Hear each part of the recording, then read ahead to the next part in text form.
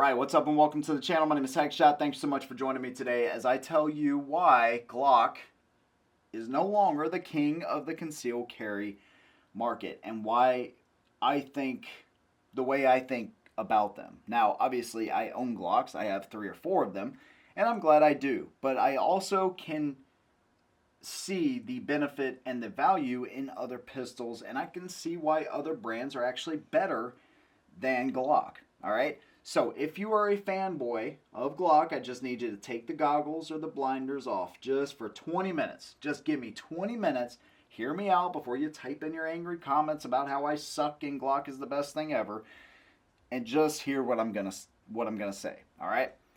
There's no doubt that Glock has influenced this market heavily. Alright? In the 80s, the 90s, early 2000s, this was the gun of choice, dude. Period. But just because a company's been doing it the longest doesn't mean that they're the best now. We're in 2021, not 1990. So that's a pretty big deal. All right, a lot of companies have taken a lot of R&D and some of the aspects of this gun and made their own products just as good or better in some cases. So Glock uses this thing, Glock Perfection. That's their slogan. But perfection to me means I don't have to spend any money on it right out of the box. It means I can take it from the box to the range, to my holster, and it's perfect the way it is. Perfect means no need to change, I'm sure. I'm sure that's somewhere in the definition. It's perfect.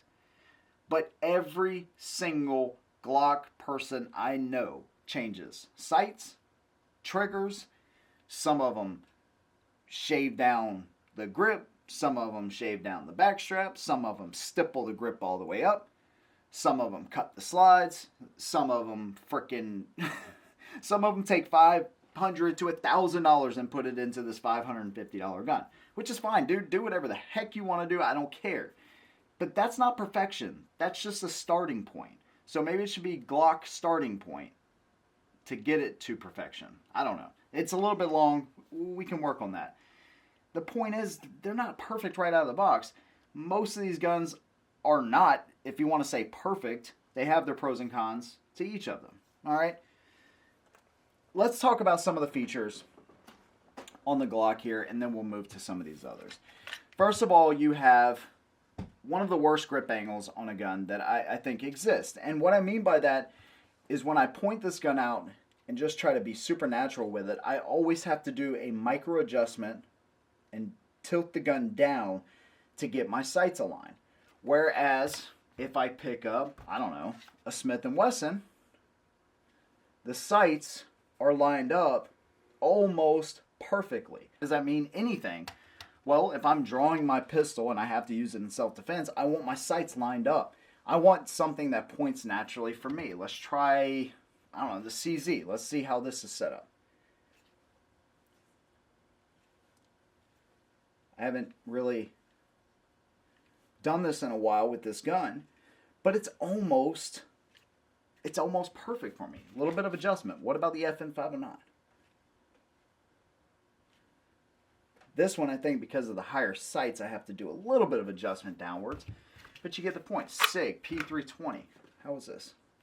Almost perfect. This is one of the best pointing guns I have, to be honest with you. HK VP9. How does this one set up? This is straight from Germany. Deutschland. Freaking awesome gun right there. Now, all right, what else do we have here? This is a Gen 5, by the way. What did they do with the Gen 5? They took the finger grooves, took them off. Same magazine release. They have a little cutout here in the front of the grip. They now have a orange follower. Same plastic sights. There's a slide stop on this side of the gun. I don't know if those were on the Gen 4s or not, to be honest with you. It looks like the same damn gun, dude. If you didn't know any better, you would think, oh, that's a Glock. What generation?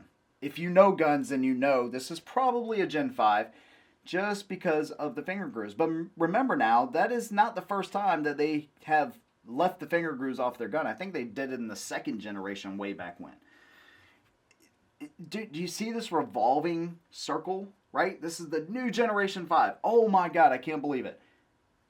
And people go nuts over this. I don't understand. They go nuts over the smallest feature. When they started adding front slide serrations, you would have thought they just made, like, if you just heard about Glock and all the buzz going around them because they had front slide serration, it was like, dude, I can't believe it. It's like, what? Did they make a badass rifle or something? No, they put front slide serrations on their guns. And I'm like, what? You mean the same thing that every other company is doing it for the past, like, decade? So, I don't get it. But whatever, okay? Reliability. All right, no, okay. So, let's look at the features on these other guns since we kind of covered that there. CZ P10C. Night sight straight from the factory. Yes, you can get night sights on this gun. What this comes from the factory, most of these guns come with plastic U-notch sights. Drop in the bucket sights, whatever you want to call them. Most of them come like that. Almost every one I see comes just like this, okay? You can tell me it can come with whatever. Most of them come like that. CZ P10C. Most of the ones I've seen come with night sights, orange front dot, slide serrations, nice grip texturing. Obviously, magazines, whatever. I mean, 15 round mag. It's hard to say anything about that. They all come with magazines. If we look at the size, yes, it's a little bit better. This is another thing that Glock fans like to really point out. Well, it's the best size gun out there. Yes, these are both 15 round guns. This is a ½ inch shorter, maybe. Okay. That can make a difference inside the waistband, so I get that. Maybe 3/4 of an inch. All right. What about, I don't know, SIG P320? Oh God, I know what's coming. Oh God, the bore axis. It's so high. That means you can't shoot it, I guess. This one's a little bit longer, a little bit bigger, all the way around. 15 round gun. Walther, same deal. A little bit bigger. 15 round gun, maybe a little bit taller. Point is, and I don't have a M&P 9 compact to show y'all, it's basically the same size, a little bit heavier. There you go. Features on the HK VP9. They put these little wings back here. You can say it's stupid, whatever, but it helps with charging the gun up so you don't lose that grip. Front and rear slide serrations. Grip panels that you can actually change out all the way around on all three sides to make it more comfortable for different kinds of shooters. That's a pretty cool thing. By the way, I hate this magazine. It's so freaking ugly. And I'm going to change it out here because it's just, I hate the way that thing looks. So there you go. Super comfortable gun in the hand. And you might say, oh, I hate that paddle release. Okay, well, you can get the B version, which actually comes with a standard Americanized magazine release. There you go. This one has luminescent sights. All right, these are Novak style sights. Not a huge fan of those because I don't like that ramp. I would rather have something you can grab onto if you need to reload one-handed. But either way, this gun and the full-size counterpart is really one of the most comfortable, one of the best shooting guns on the planet. And H&K goes through vigorous R&D testing on their guns. You telling me you don't think this gun will last as long as the Glock? Or you don't think this gun is as reliable as the Glock? I beg to differ. All right, what about Smith & Wesson here? These guys are highly respected in the pistol making market. They make an amazing pistol, dude. There is no doubt about it, and I trust the Smith & Wesson as much as I trust a Glock any day, no doubt about it. And they have their new 10mm, so you can't say Glock makes a 10mm and Smith & Wesson don't anymore. These guys do an amazing job. You know what else these guys do? They make rifles. They make AR-15 pistols. They make shotgun now. They make revolvers. These guys have pretty much the entire lineup of guns in all four atmospheres. When I think of rifles, shotguns, pistols, revolvers, they do it all. And they do it pretty dang well. Extremely well in all four arenas of firearms. That's pretty amazing, dude. What does Glock make? They make pistols. That's it. And then, you know what happened when Smith & Wesson came out with their shotgun? It's like, oh, nobody wanted that DP12 knockoff. It's like, dude, really? Smith & Wesson is trying to do different things to offer the market different niches and things that people need. And most people, I think, are not like this. But the loud minority of people that say this just like to complain about everything. If it doesn't say Glock, it's not good. That's how some people think. Not a lot of people, but some people. Smith & Wesson does a lot of different, they make a lot of amazing firearms. What about H&K? They make the SP5, the HK416. They make their rifles, their PDWs, their pistols. They do an amazing job. Here's a gripe I have against Walther. By the way, this PDP, they completely changed this gun from the PPQ. They could have made a PPQ-2 and pretty much followed Glock's footsteps, but they didn't. They updated the trigger. They did way more aggressive slide serrations because that's what people wanted. They made it optics ready. Glock, I know they have the MOS lineup. I get it.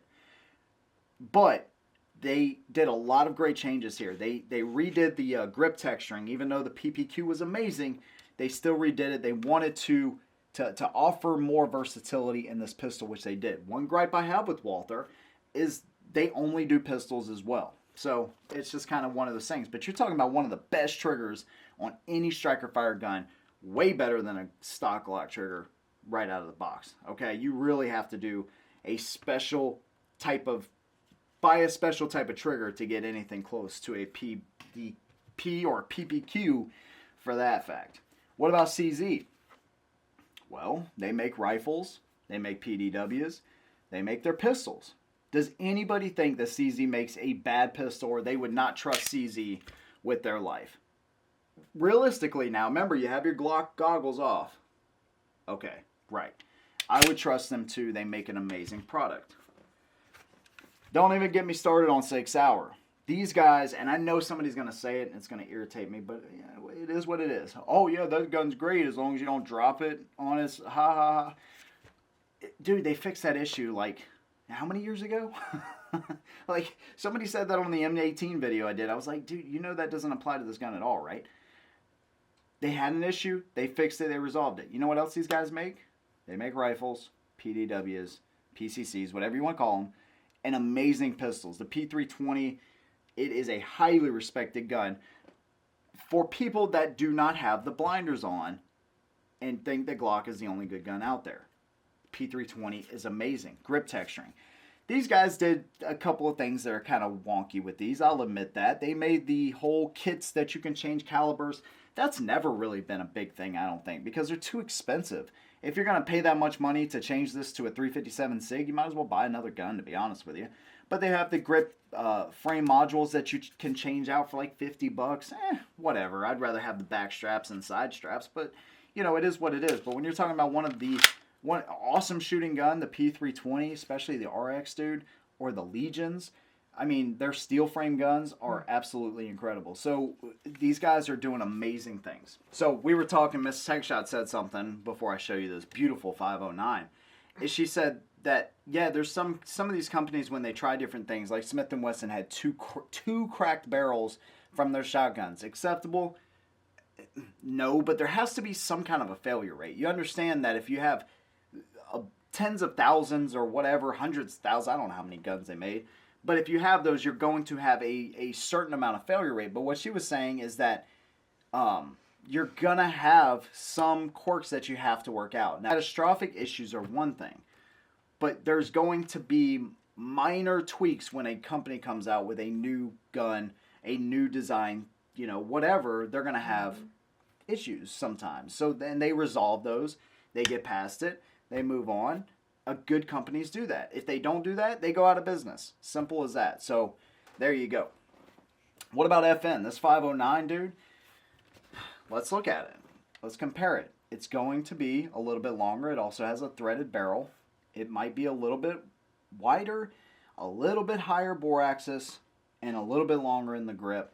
15 rounds. Okay? There you go. These guys, front and rear side serrations, high night sights to co-witness with your optic, suppressor. Dude, pretty decent trigger, you know. This isn't my favorite trigger on the planet, but it's decent. Grip texturing is awesome. They do a little stipple job right here. It's just for better gripping on the gun. This gun right here is absolutely incredible. What else does FN do? One of the most iconic guns on the planet, the Scar 17, the PS90. You're telling me you don't think FN is as reliable or more reliable than Glock? Whatever, dude. If you don't think that's true, then there's an issue here. The point is, and by the way, Ruger. Do I have a Ruger? I do.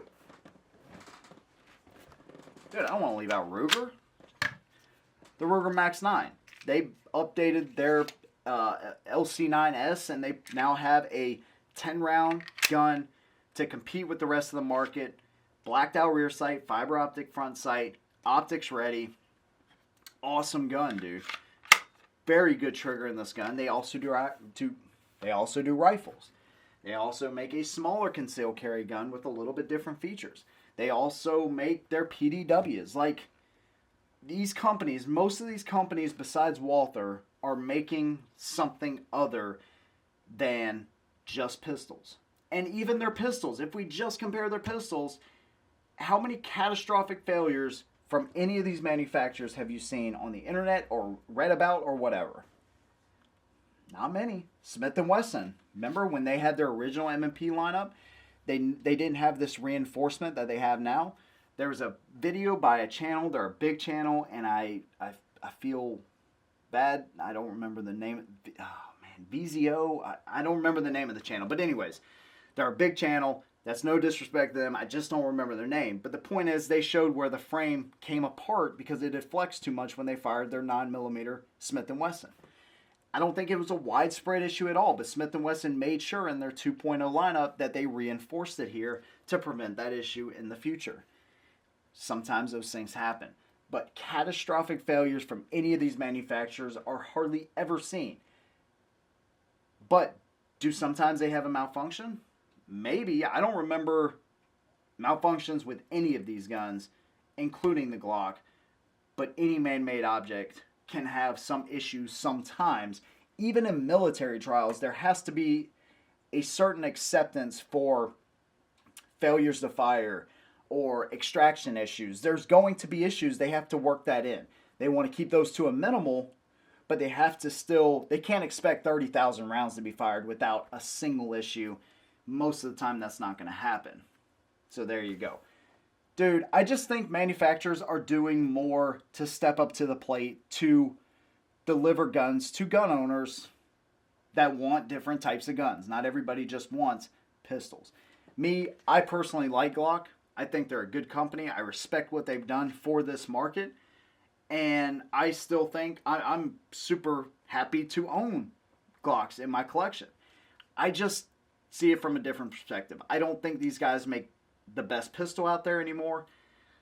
I think what they should do, that's just my opinion, they're probably never going to do this, but expand out. Dude, if Glock made a rifle, you know how many people would be buying that rifle, dude? Oh my God. If they made a PDW, how many people would buy that? If they made a shot, whatever, or if they just took the Glock lineup and they said, hey, we're going to make a Gen 6, but we're going to completely change this to accommodate. It's almost like Apple. Apple does the same thing. They'll release their, what are they on now? Like 30? And it'll have one or two additional features, and people will go absolutely ape shit crazy over it. And it's like, dude, you basically have the same gun. It's just 1 year older. It's kind of like the Apple of the gun world. Glock, I respect them. I like them. But they're not the best thing out there anymore. It's not 1990, guys. We're in 2021. Keep your mind open. There's a lot of great options out there. There you go. I'm done. Leave your comments down below. Thanks so much for joining me. If you've made it this far, man, thank you. If you want to support our channel, become a patron member. We'll see you in the next one. And as always, hold them down.